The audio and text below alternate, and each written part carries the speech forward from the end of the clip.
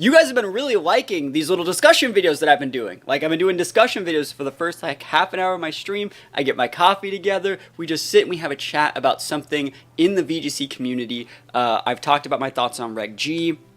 I've talked about a couple other things, and today what we're going to talk about is how to find your own personal playstyle. I think that's something that a lot of players wouldn't know unless someone just sits them down and tells them. Like, you could look at like a full list of like restricted Pokemon, right? You can look at like a full list of all the restricted Pokemon in the decks. Let's find like a list. Or let's find like my box that has a lot of my restricted in it. You could be like, you look at all these and you're like, I like this one, I like this one, I like this one, but like you then don't know what Pokemon to surround them with to fit that Pokemon's playstyle. So what we're going to do today is sort all of the viable restricted Pokemon into boxes, and we're going to then tell you what the playstyle that fits that Pokemon best is, and then give a couple examples of what Pokemon you might want to use to surround those Pokemon with. So if that's something you think you might want to learn from, you know, sit back, max relax, and let's just hop into it. So I think the first thing that we want to do here, right, is open up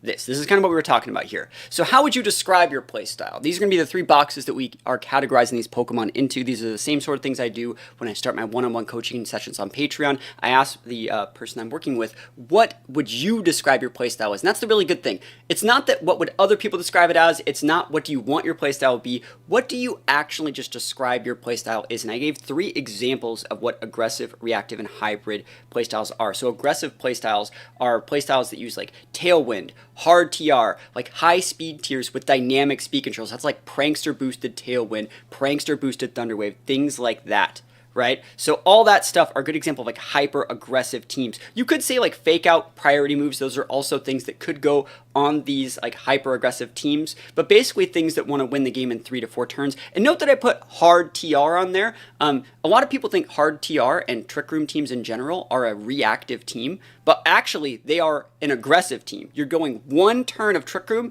and then you're trying to win the game within a couple turns. That is a hyper aggressive team, which makes hard TR teams really, really easy to play and good for new players. That's why you see a lot of people gravitate towards like Lily Cole teams, you know, Calyrex Ice teams and stuff like that, Sunroom teams. They're very easy to play for newer players. They're aggressive, hyper aggressive teams. So a good example of reactive teams are things like balance. You know, that's going to be things like damage mitigation. The whole idea of reactive teams is mitigating damage using things like, you know, grassy terrains, redirection, fake out cycling with intimidates, screens, setting up like calm mines, quiver dances. Those are going to be more reactive. The way that I like to look at reactive teams are generally just teams that are asking for permission to play the game. Like, if you ever want to make a crazy good combo, what you usually want to say is like, does this lose to fake out flinching, like rock slide flinch? Like, does it lose to redirection? Does it lose to this? Are there a lot of things you have to hope your opponent doesn't do before you can do your combo? If yes, that's a reactive team because it's asking for permission to do that. You could just get crit, you could just get flinched. There's a lot of things that you have to do to get that playstyle to work. And it is a viable playstyle in a lot of formats, and I think we will see a lot of balance. You know, balance was huge at the end of Reg F, and we're going to see a lot of reactive playstyles. There actually are more Pokemon in the reactive category than there are in the aggressive or hybrid categories. So if you're a reactive player, this is going to be a really, really good format for you. And last but not least, I'm going to answer these questions in chat in just 1 second after I get done with this little description here. The hybrid. Now, the hybrid is something that I think can be a little bit more harder to explain, but this is how I'm going to explain it. So hybrid teams are teams that are like red mages of VGC. They can do a little bit of everything. So these are like tail room teams. These are teams that have like speed control, but can have like you know, for example, like a good example of a previous hybrid team would be one that had like a Zacian on like a team with like P2 that we were talking about a little bit earlier, with like also like a Tailwind setter Corviknight. So you can go Tailwind, or you could go Trick Room, and you have like a bulky restricted that can kind of do both. Like I was saying, it technically has aspects of both reactive and aggressive cores, but doesn't fully commit to either of them. Previous iterations of this have been 2-2-2 comps because there are aggressive and defensive tools. You remember back when in like Reg C, when people go like, they would go Chi-Yu Flutter, Dozo Tatsugiri, and then they would just go like Indeedee Armor Rouge. And like, it took so much resources from your opponent to respect those like hyper-aggressive Chi-Yu, Flutter, Dozo, Tatsus, that sometimes you would just go Dozo, Tatsu lead, those would die, and then you would go into the Armors, and into the Armors would clean up in Trick Room. So I think that like hybrid cores are also very, very good. If I were to say out of all of these 3 playstyles, my favorite for restricted formats is the hybrid. So that being said, I'm just going to answer some of the questions people have here. Blood Moon, is that hybridish? I would say Blood Moon is hybridish. I think a lot of people would look at Blood Moon and say, that's a reactive mon. That works in Trick Room. Or that works in hard Trick Room. That's an aggressive mon. I think Blood Moon can actually be built with both. It has a really unique speed tier. If you go full speed on Blood Moon, you can actually make it work in Tailwind and at +1/-1 calcs from like Icy Winds and, Bleak Windstorm. So I actually think Blood Moon is in the hybrid category, which I'm probably going to use in a team a little bit later this week that uses Blood Moon that way.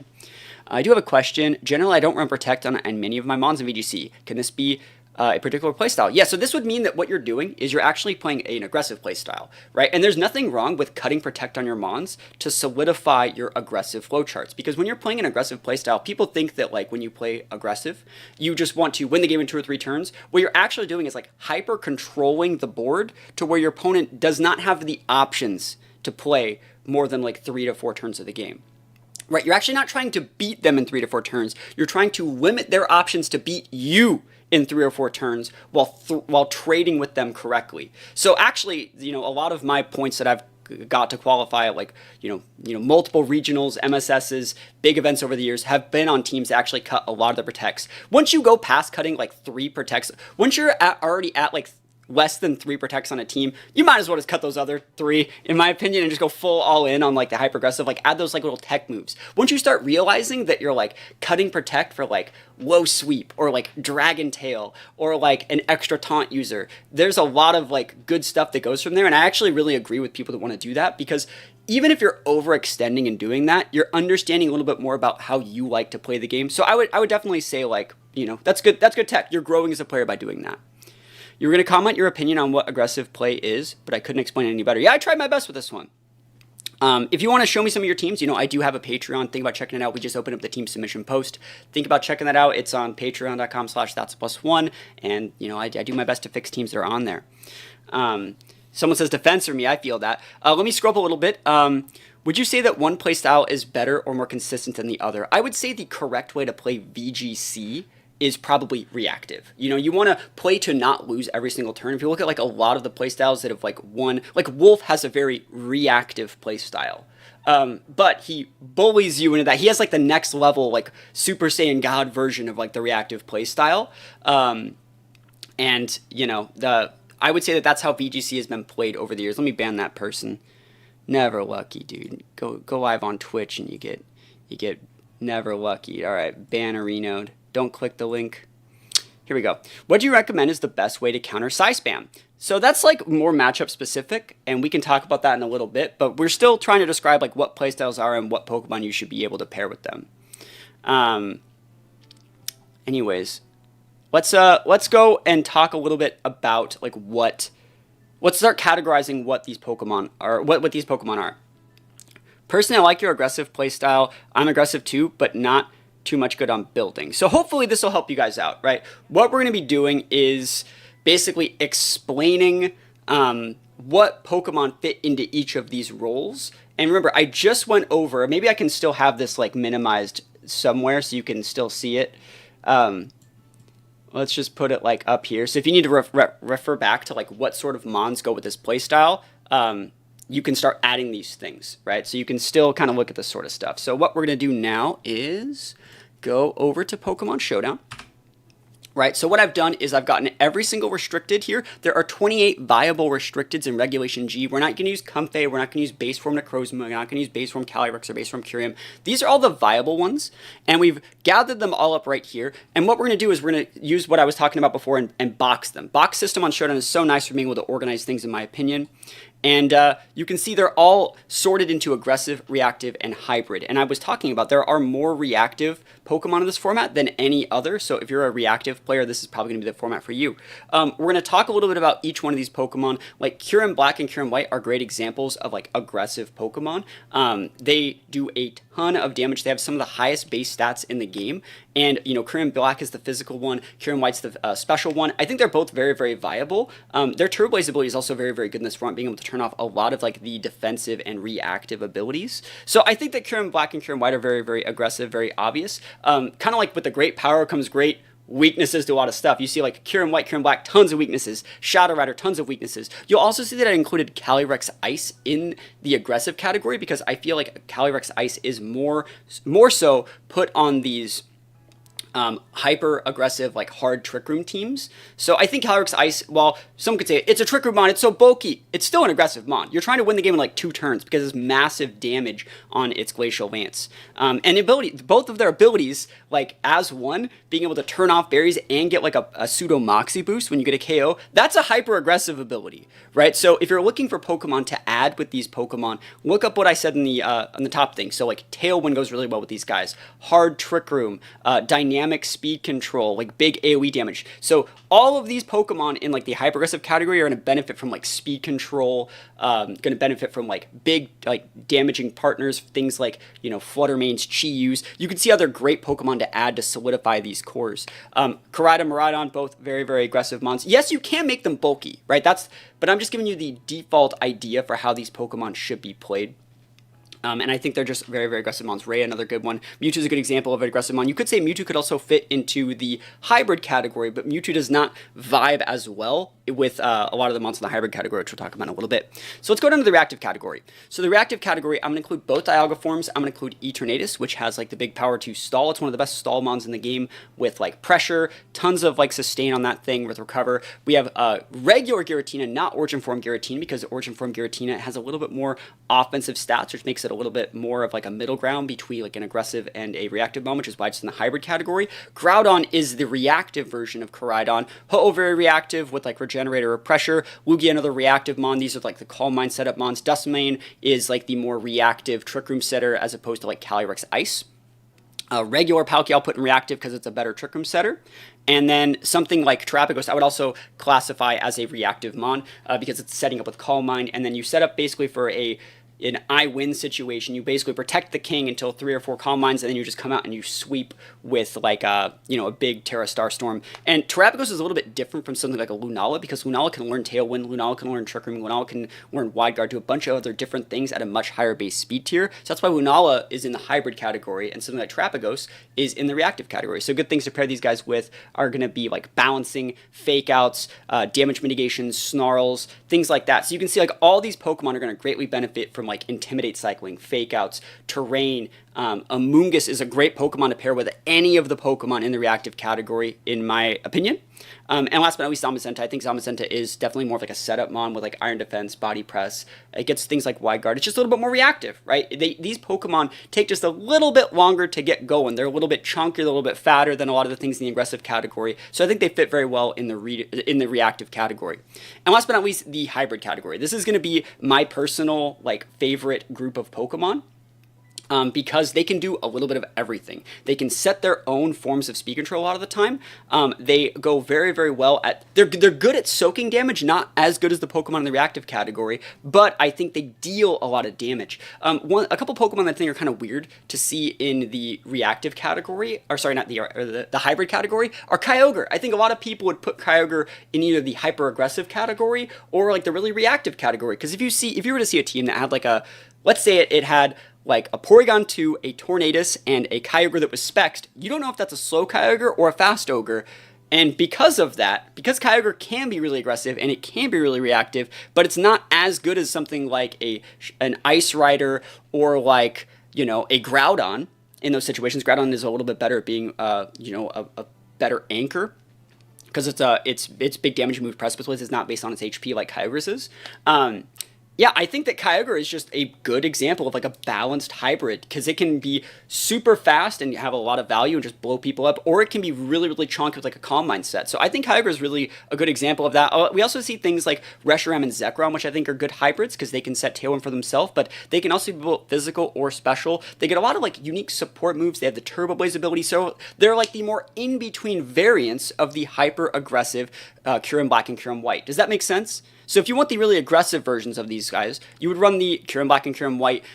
They're not as defensive as like some of the other mons in the reactive category, but they can soak like 1 or 2 hits. So they're very, very good, right? Yeah, you can build them bulky if you want, which is why they're in the hybrid category. It's hard to describe the hybrid category, but I feel like if you can play this on like Trick Room or Tailwind, you can soak some hits, deal some damage. They can still be your win condition, but the mons in the hybrid category can be used in a much wider variety of situations. I also think Giratina is really, really good. Lunala is probably my favorite Pokemon in this category, just because Lunala gets like Tailwind, Trick Room, so much good support moves. It can go Calm Mind, it's fast, it gets Wide Guard. It can do almost everything in this format. Lunala is like the Swiss Army knife with an amazing ability in Shadow Shield, so I really like Lunala. Dawnwing's also very viable in this format now that you can change your Terras. So hopefully this helped you guys understand a little bit more. If we take a look back at the hybrid category, we're going to talk about like things that work with them.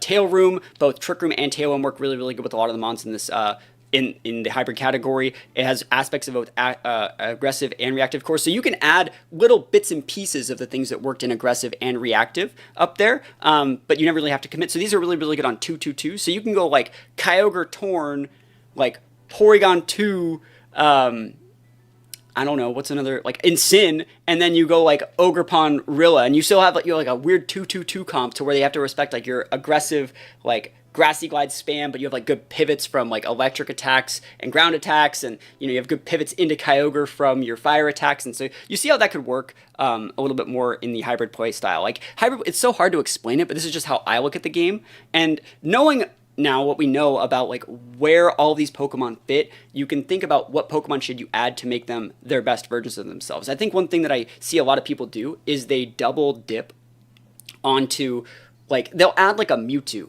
and then instead of adding Pokemon that help Mewtwo perform aggressively, which is I think how Mewtwo should be played, it's a little bit too weak to be played defensively. And you could say you put it on a hybrid, but it doesn't have the tech tools. It's just a damage bot, right? So it doesn't really have the tech options that I think a lot of the other mons in the hybrid category do. Like, half those mons learn Trick Room or Tailwind or other forms of like Taunt and stuff like that. Mewtwo doesn't really get a lot of that stuff. And so like Mewtwo, they'll say like, well, I'm going to go Mewtwo, but then I'm going to put like Indeedee with it, right? And that makes sense. You want to go Expanding Force. And then they'll add like an Incin. And you see Incin is something that is in like the reactive category, right? So it's like you're going the wrong way, right? And then they'll say like, and then I need like something to pivot in from Mewtwo, so I'll add like a let's see, what's something someone would add? Like, I think the right answer there would be something like a Chi-Yu and then like a Torn, but I don't think that's how most people do it. I think they'd go like, like Mewtwo, Indeedee, Incin, like Corv, right? Because Corv would be a good pivot for Mewtwo, right? So it's like a lot of those things. No, just because mons get those options doesn't change the fact that like you would still have better options surrounding them with like the correct mons for the situation. Like Helping Hand is actually not an aggressive option. It's not, because it takes one of your mons to give 1.5. You'd actually get more value by just straight up putting like a Chi-Yu there, or something like I mentioned up there that did exactly one thing better. Like Helping Hand is more of like a reactive or like a hybrid option, because it's like you can make a full defensive mon and just throw Helping Hand on it. That's more of a hybrid or reactive play than just like folding you over, right? You'd be better off with like a Ruin mon, right? So you say like, yeah, Charger Bug, but that's like really reactive. That's a step in the wrong direction, right? It is. Chi would be better, just like you're saying, right? So yeah, hopefully that helped. Hopefully this list helps. I think like what you should be doing is really try to surround these mons to their fullest playstyle. Let's take a look at like an incorrect way to build Dialga, right? Dialga would be better off as like a reactive mon. You can build it with like the origin form of the regular one, Lefties, Citrus, AB. Those are all solid options. I think Dialga is really good on like a middle ground Trick Room team with like things like Blood Moon, Amoonguss. So like Indeedee, Dialga, Blood Moon, Amoonguss, like Torkoal Lilligant, that's actually like a viable team in my opinion.